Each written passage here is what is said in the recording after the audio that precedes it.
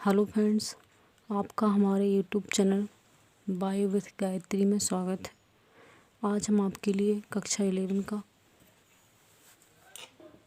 Chemistry का अध्याय 1 का लॉ ऑफ केमिकल कॉम्बिनेशन यानी रासायनिक संयोग के नियम पर एक वीडियो लेकर आए हैं।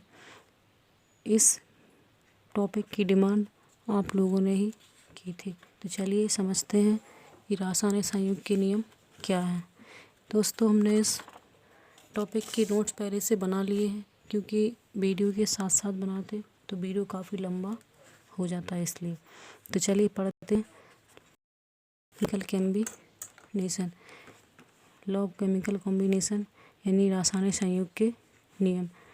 तो देखिए, हमें पता है कि हमारे आसपास एनवायरनमेंट में अनेक रिएक्शंस देखने को मिलती हैं, परिवर्तन भी देखने को मिलते हैं। कुछ भौतिक परिवर्तन होते हैं, कुछ रासायनिक परिवर्तन होते हैं।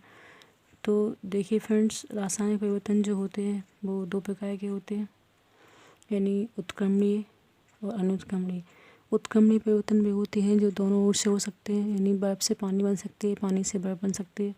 देन अनुत्क्रमणीय परिवर्तन भी होते हैं जो एक ही दिशा में होते हैं, जैसे दूध से दही बन गया तो दही से फिर से दूध नहीं बन सकता है।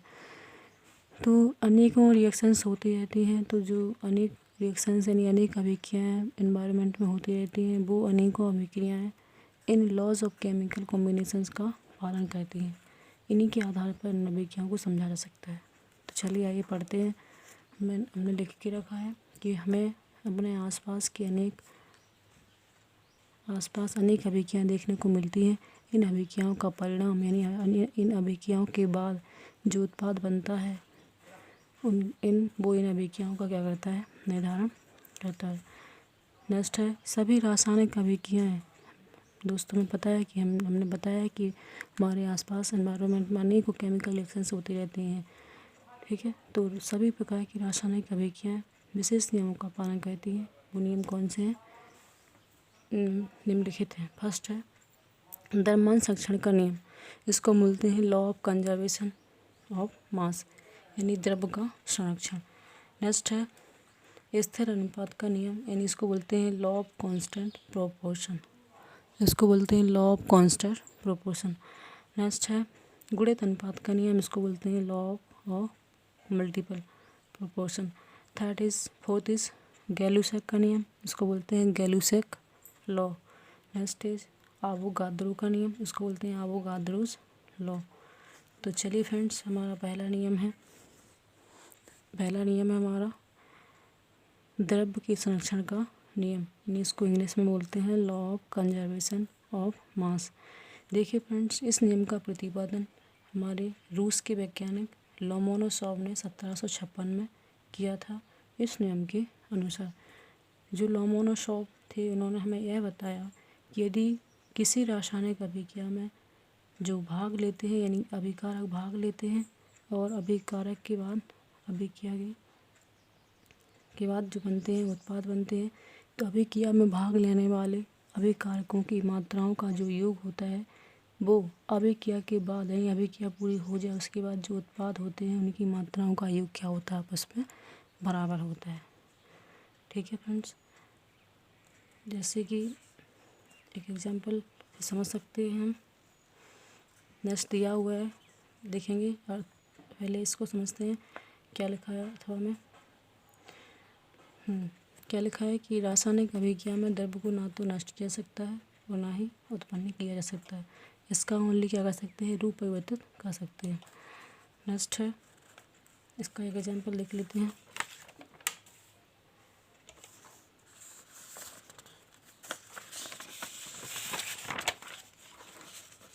एग्जांपल है लैंडरूट का प्रयोग। हेलो फ्रेंड्स, लैंडरूट ने क्या किया, अपने प्रयोग में एक एच आकार की नली ली, जिसमें एच आकार की नली ली। इस एच आकार के एक साइड इन्होंने क्या लिया, सिल्वर नाइट्रेट लिया, और एक साइड क्या लिया, पोटेशियम क्लोराइड लिया। ठीक है फ्रेंड्स, फिर इन्होंने क्या किया, इस एच आकार की नली को सेक किया, यानी हिलाया। तो हिलाने के बाद क्या हुआ, दोनों यौगिक आपस में मिल गए। वो दोनों यौगिक में क्या हो गई, रिएक्शंस होने लगी। रिएक्शंस होने के बाद अभिकारक जब मिलते हैं तो क्या बनते हैं, उत्पाद बनते हैं। तो उत्पाद में क्या बना, silver chloride plus potassium nitrate. ठीक है फ्रेंड्स, इन्होंने क्या किया, इन अभिकारकों को एच आकार की नली में मिलाने से पहले माप लिया था। इसके बाद जो अभिकारक के बाद उत्पाद बने उनको भी माप लिया, तो इनके जो भार हैं उनमें कोई अंतर नहीं आया। यानी जितने जितने यौगिकों के तत्व अभिक्रिया में भाग ले रहे थे उतने ही क्या बने, अभिक्रिया के बाद बने। तो क्या हुआ, कोई भी पदार्थ ना तो नया बना, ना तो इनके अणुओं की संख्या बढ़ी, ना ही कम हुई। इसलिए इसको बोलते हैं द्रव्यमान संरक्षण का नियम। यानी द्रव्यमान क्या होता है, समान होता है। नेक्स्ट है स्थिर अनुपात का नियम, इसको बोलते हैं लॉ ऑफ कांस्टेंट। इस नियम का प्रतिपादन सर्वप्रथम जोसेफ लुई प्राउस्ट ने 1799 में किया था। इनके नियम के अनुसार इन्होंने बताया फ्रेंड्स कि प्रत्येक रासायनिक यौगिक में एक्चुअली यौगिक जो होते हैं तत्वों से मिलकर बने होते हैं। तो उन्होंने बताया कि किसी रासायनिक यौगिक में उसके जो तत्व होते हैं, जिन तत्वों से यौगिक मिलकर बना होता है, वो भार की दृष्टि से सदैव एक निश्चित अनुपात में होते हैं, चाहे वह यौगिक किसी भी विधि से प्राप्त किया गया हो। इसे स्थिर अनुपात का नियम कहते हैं। इस नियम का प्रतिपादन जोसेफ लुई प्राउस्ट ने 1799 में किया था। तो चलिए कैसे, उन्होंने एक एग्जाम्पल दिया। उन्होंने बोला कि पानी, यानी पानी का सूत्र क्या होता है, H2 होता है। पानी एक यौगिक है, तो यह कैसे मिलकर बना होता है, हाइड्रोजन ऑक्सीजन से मिलकर बना होता है। तो उन्होंने बताया कि पानी चाहे नदी का, चाहे कुआं का, चाहे समुद्र का, चाहे वर्षा का हो, चाहे प्रयोगशाला में हाइड्रोजन ऑक्सीजन के संयोग कर अपन स्वयं बनाए, या अन्य रासायनिक विधि से प्राप्त किया गया हो, पानी किसी भी स्रोत से लिया गया हो, उसका भार का जो अनुपात है वह 1:8 ही होगा। तो देखते हैं कैसे। यहाँ पे एक हाइड्रोजन का परमाणु भार 1 होता है, जो कि यहाँ पे हाइड्रोजन 2 है, तो कितना करना हो जाएगा 2। ऑक्सीजन का परमाणु भार 16 होता है, तो कितना अनुपात आ जाएगा 1:8। चाहे पानी किसी भी स्रोत से क्यों ना लिया गया हो, इस यहाँ पर इस पानी का जो यौगिक है, यानी पानी जो यौगिक है, इसका भार की दृष्टि से क्या होगा, यहाँ पे निश्चित अनुपात होगा। ठीक है फ्रेंड्स, इसलिए इसको बोलते हैं स्थिर अनुपात का नियम। चलते हैं नेक्स्ट नियम की ओर। तीसरा नियम है friends law of multiple proportion. इसको बोलते हैं गुणित अनुपात का नियम। इस नियम का प्रतिपादन सन 1803 में जॉन डाल्टन ने किया था। इनके नियम के अनुसार जब दो तत्व आपस में संयोग करके 2 या 2 से अधिक यौगिक बनाते हैं, तब एक तत्व की भिन्न भिन्न मात्राएं जो दूसरे तत्व की निश्चित मात्राओं से संयोग करती हैं, तो परस्पर इनके बीच में क्या होता है, परस्पर सरण अनुपात होता है। यानी उन्होंने यह बताया है कि जब एक तत्व की भिन्न भिन्न मात्राएं, यानी अलग अलग मात्राएं किसी दूसरे तत्व की एक फिक्स मात्रा से संयोग करें, तो उनके बीच में जो अनुपात होगा वो क्या होगा, सरल अनुपात आएगा। यह समझाने का प्रयास किया है हमें जॉन डाल्टन ने। तो देखते हैं एक उदाहरण के अनुसार क्या बताया। उन्होंने बोला है कि यहाँ पर देखिए नाइट्रोजन और ऑक्सीजन 2 क्या हैं, तत्व हैं। उन्होंने आपस में संयोग करके क्या बनाए हैं, यौगिक बनाए हैं। यहाँ पर नाइट्रस ऑक्साइड, नाइट्रस ऑक्साइड इनके क्या है, यौगिक हैं। तो उन्होंने यहाँ पर क्या दिखाया है कि नाइट्रोजन की फिक्स मात्राएँ हैं, ऑक्सीजन की भिन्न भिन्न मात्राएँ हैं। यहाँ पर ऑक्सीजन का 1 है, यहाँ पर 2, 3, 4, 5 है। तो उन्होंने बोला है कि जब एक तत्व की निश्चित मात्राएं किसी दूसरे तत्व की भिन्न भिन्न मात्रा से सहयोग करेंगी, तो इनके बीच में जो अनुपात आएगा वो कैसा आएगा, सरल अनुपात आएगा। कैसे, यहाँ पे देखिए नाइट्रोजन का परमाणु क्रमांक 7 होता है, परमाणु भार 1 का 14, 2 का हो जाएगा कितना 28। तो यहाँ पर देखिए फ्रेंड्स 28:16, यानी एक ऑक्सीजन का 16 परमाणु भार, जो कि फ्रेंड्स यहाँ पे NO लिखा है, यहाँ पे N2O2 नहीं लिखा है, क्योंकि जब हम यौगिक का सूत्र लिखते हैं तो क्या करते हैं, N2O2 होता है तो उसको काट देते हैं, यहाँ पर क्या लिखते हैं, NO लिखते हैं। ठीक है फ्रेंड्स, देखिए नेक्स्ट है N2O3 trioxide, nitrogen trioxide. Next है N2O4 die nitrogen tetroxide, die nitrogen पेंटा ऑक्साइड। तो देखिए यहाँ पे देखिए तो यहाँ पे इसका सरल अनुपात कैसा है, यहाँ पे 14:8, 14:16, 14:24, यहाँ पे 14:32, 14:40। ठीक है फ्रेंड्स, तो देखिए इनके बीच में क्या हो रहा है, 8, 16, 24, 32, 40।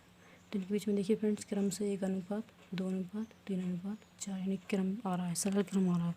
तो यहाँ पर जॉन डाल्टन ने हमें यही समझाने का प्रयास किया है कि जब एक तत्व की भिन्न भिन्न मात्राएँ, ऑक्सीजन की भिन्न भिन्न मात्राएँ नाइट्रोजन की निश्चित मात्रा से संयोग करती हैं तो इनके बीच में क्या आता है, सरल अनुपात आता है।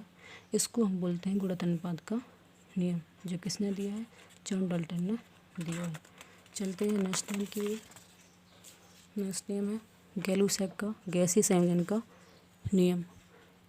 इन्होंने क्या बताया फ्रेंड्स, इस नियम का प्रतिपादन गैलुसैक ने स्वयं किया, सन 1808 में किया था। इनके नियम के अनुसार इन्होंने यह बताया फ्रेंड्स कि जब गैसें आपस में संयोग करती हैं तो उनके बीच में क्या होता है, उनके जो आयतन होते हैं, गैसों के जो आयतन होते हैं उनमें क्या होता है, सरल अनुपात होता है।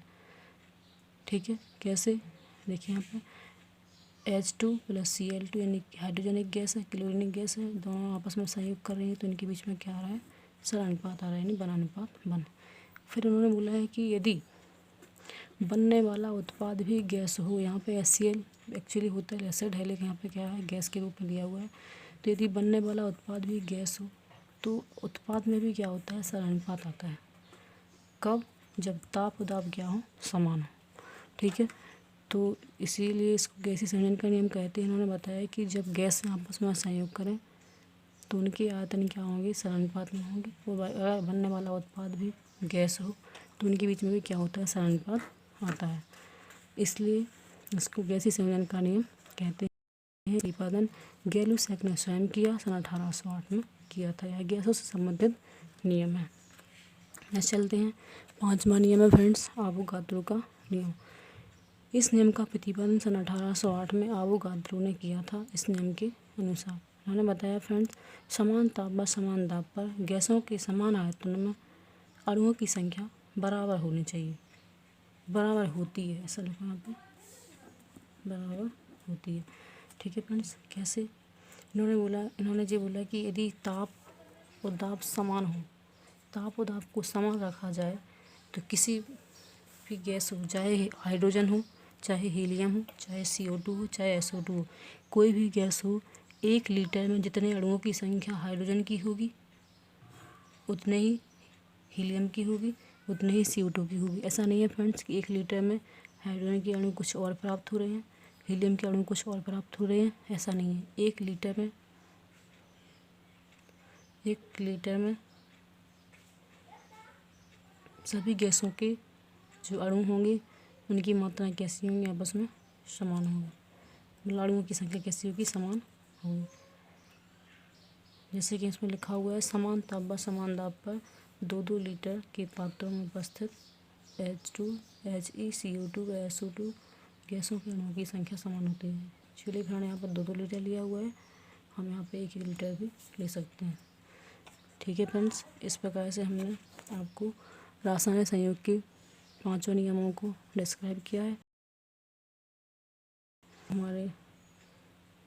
हमारा वीडियो हेल्पफुल लगे और आप इसी तरह का वीडियो किसी टॉपिक पर चाहते हैं तो प्लीज़ हमारे कमेंट बॉक्स में ज़रूर बताएं, हम आपके लिए नेक्स्ट वीडियो ज़रूर बनाएंगे।